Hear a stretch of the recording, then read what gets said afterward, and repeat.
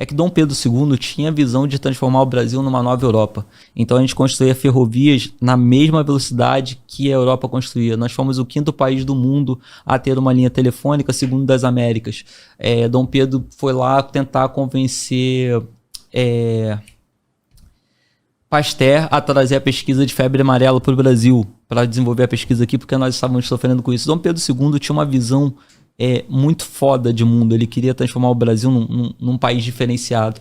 Até por isso a gente conseguiu terminar o nosso processo de escravidão de maneira relativamente pacífica, se você comparar com os Estados Unidos, que resultou numa guerra civil que botou metade do país contra a outra metade.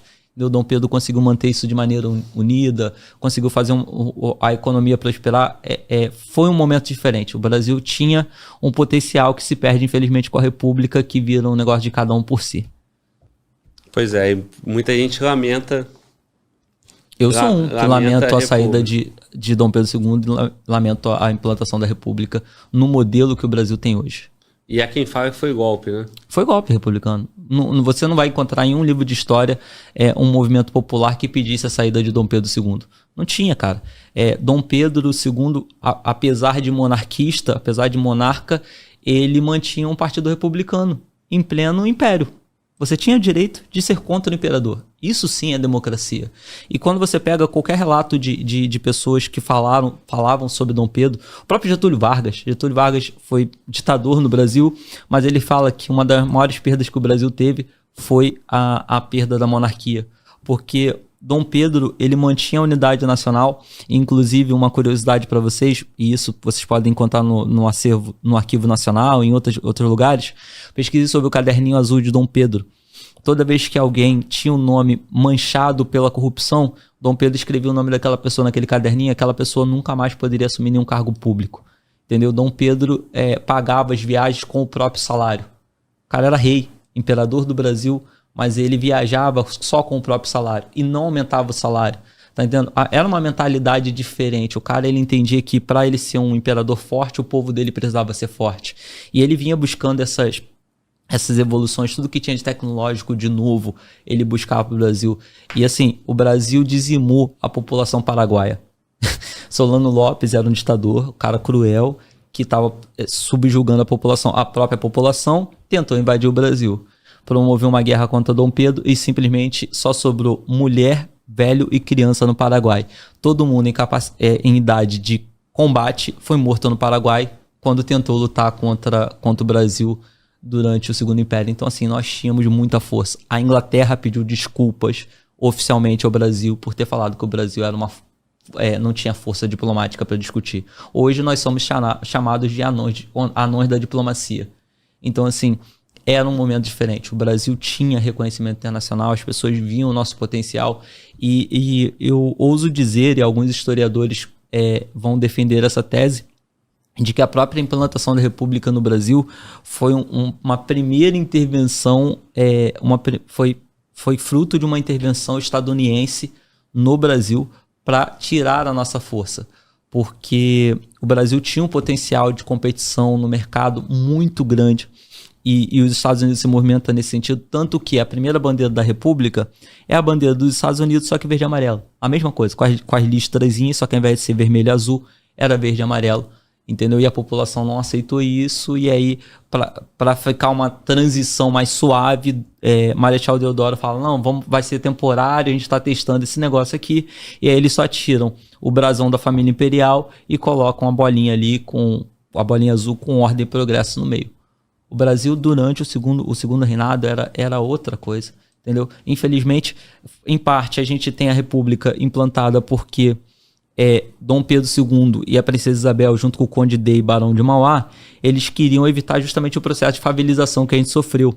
Para quem não sabe, a República cai em 1889, um ano depois da abolição da escravatura, e a primeira favela surge um ano depois, em 1890, que é o Morro da Providência. Ou seja, os escravos são libertos, aí os fazendeiros queriam ser indenizados porque perderam sua propriedade. A família real não concorda que é indenizar os escravos, justamente para inserir essas pessoas na sociedade, e por conta disso são derrubados em 1889. E aí a primeira favela vai surgir em 1890, que são negros e outros combatentes da Guerra do Paraguai que voltam para o Rio de Janeiro porque eles lutaram com a promessa de serem libertos e de receberem uma providência do Estado sobre moradia, sobre a habitação e tudo mais. E eles voltam voltam e não conseguem encontrar essa providência nunca, e se instalam lá no alto do Morro da Providência. Então, o processo de implantação da República no Brasil é um processo muito complicado que reflete muito em tudo que a gente vive hoje de problema. Então, eu sei lá, cara, eu não consigo enxergar isso tudo. Eu acho que a situação da Marielle ainda tem alguma outra guerra ali que não diz respeito a essa situação das milícias lá, não. Tá. Tu fez uma crítica a esse trabalho da CPI das milícias, mas ela ficou famosa justamente porque envolveu políticos, né? Então, ainda que tenha acontecido isso, teve um envolvimento de nomes, né? Nomes dentro da política. E a política continua até hoje tendo nomes ligados à milícia. E aí, cara, o que pode, ligar a um político como mandante da morte de uma outra política? Guerra política, né? Sim. E aí, por isso, essa ligação do brasão. Eu acredito mais na hipótese dela ter começado a ganhar espaço em um curral eleitoral que pertenceria a outro. Porque isso é muito comum, por exemplo, na Baixada Fluminense. Na Baixada Fluminense e em São Gonçalo, isso acontece o tempo todo. Políticos, vereadores que estão começando a ganhar notoriedade num terreno que tradicionalmente pertencia a um determinado político ou a um determinado grupo político, é executado. Cara, pelo menos aí uns 7 vereadores foram assassinados desde a morte da Marielle. E ninguém fez esse estardalhaço. A Marielle deve estar se contorcendo no caixão de estar falando assim, gente, vocês estão fazendo um circo na minha morte e estão esquecendo os reais problemas, vocês estão esquecendo de procurar de verdade um mandante, vocês estão tentando forçar a barra para colocar a culpa em uma outra pessoa. Cara, pra mim isso é muito bizarro, assim. Eu, sinceramente, eu acho isso vergonhoso. Bacana, cara, a reflexão e, assim, a sensação de, podia ser tudo diferente. Podia ser tudo diferente. Entendeu? E aí você percebe que um segundo motivo também que enfraquece o modelo monárquico no Brasil é que os caras não queriam ser governados por uma mulher. Porque ela falava, olha, se uma mulher pode governar, por que ela não pode votar? E a sociedade da época achava aquilo um absurdo. Botar a mulher para votar, aí a princesa Isabel falava, ora, se eu vou poder governar, por que a mulher não pode votar? E você tinha eleições, tá? Apesar de a galera olha e pensa assim, mas tinha um rei. Sim, o rei não é eleito, mas os deputados e senadores são. E eles fazem as leis que o imperador tinha o poder moderador. Mas o que é o poder moderador? Percebam. Hoje o STF está falando, uma parte do Congresso está falando que o STF se excede nas suas atribuições constitucionais. Aí o STF fala o quê? Não estou me excedendo. Aí o Congresso está fazendo uma lei para limitar os poderes do STF. E o STF falou o quê? Que vai derrubar essa lei. Peraí, quem é que está com poder afinal? Quem é que manda em quem? E aí nessa discussão você teria a figura do imperador para falar, opa, peraí, não devo nada a ninguém. Porque eu não devo nada ao partido A, ao partido B.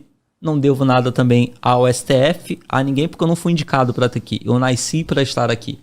Então ele tinha essa autonomia para falar, calma aí, não, o STF vai até aqui, o Congresso vai até aqui e dava esse reset aí. Entendeu? Então assim, era uma figura importante. O rei, ele é como um pai. A galera fala assim, mas o rei tem muito poder. Cara, o rei é como um pai. O pai, ele não é ele que vai medicar o filho, não é ele que vai ensinar matemática para o filho, mas ele vai procurar a melhor escola para o filho. Se o médico não estiver oferecendo um tratamento adequado, ele vai trocar o filho de hospital. Era essa a função do rei, entendeu? Mas a Inglaterra, o rei e a rainha são de enfeite. Não, cara. É que lá é uma democracia tão consolidada que a intervenção do monarca não se faz necessária. Mas é só você pensar que é o seguinte, o Canadá até hoje é súdito da rainha da Inglaterra.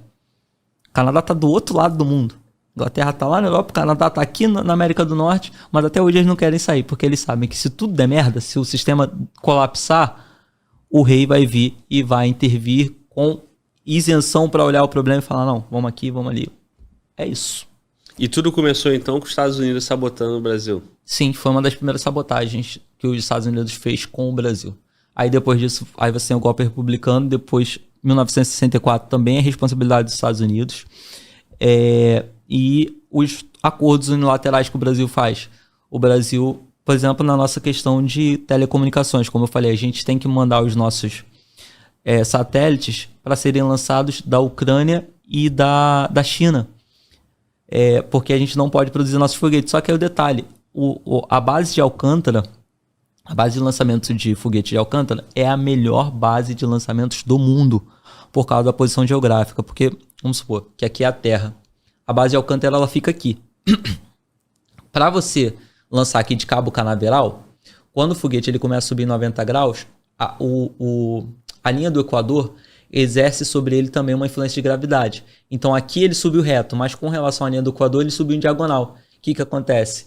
A linha do Equador começa a puxar esse foguete na direção dela. Então ele tem que fazer uma manobra no sentido contrário para escapar da gravidade. Isso exige mais tecnologia e mais recurso. Com a base de Alcântara ela está colada na linha do Equador, esse foguete ele sobe praticamente 90 graus, sofrendo quase nenhuma influência da linha do Equador, porque a base de Alcântara está muito mais perto. Cabo Canaveral é no meio de um pântano, um manguezal, então a estrutura até para manter o solo da base de Cabo Canaveral de lançamento é mais caro. Aí os Estados Unidos falam, não, a gente deixa você lançar foguete aí da base de Alcântara, desde que você entregue metade dessa base pra gente. E metade da base significa assim, vocês não podem nem olhar o que a gente está fazendo, isso aqui agora é solo americano, como eles fazem com diversas bases nos países que pertencem à OTAN, como eles fazem no Japão, como eles fazem em Taiwan, como eles fazem em todos esses países. Olha, a gente vai apoiar vocês aqui, tá? Mas isso aqui é nosso. Agora esse território é nosso. Aí você vai deixar um exército estrangeiro enfiado no seu território fazendo o que quer? É isso. E nada de graça, né?